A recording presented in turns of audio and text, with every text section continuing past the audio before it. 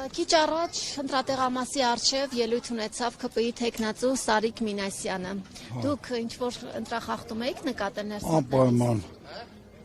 Ոստիկանը ինչի չեն միջամտել, ընտրութանոր չի կարելի ընտրության ժամանակ քարոզարշ ամենել։ Աննամուս է ԿՊԻ-ն։ Ինչու եք այդպես ասում։ Հա՞։ Ինչու եք այդպես ասում։ Իրենք վստահ են, որ ընտրություններով հաղթելու են։ Սարիկ Մինասյանը վստահություն։ Աստված չեն։ Ես թուրք չեմ սիրել։ Իսկ ինչ դժգոհություններ ունեք ԿՊԻ-ից։ ԿՊԻ-ից, որ մեր հայրենիքը դարավ Արամեդյան Ադրբեջան, իմ նախնիները մուշիտ են, հորական կողմնել,